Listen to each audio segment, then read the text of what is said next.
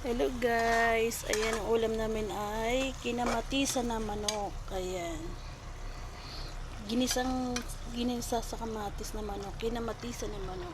Ayan,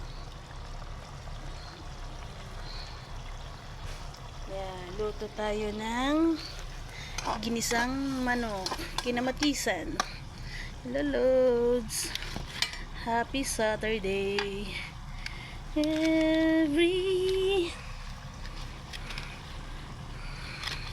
Bili ako ng kalating kilong manok. Maghapon na namin yan. Yan.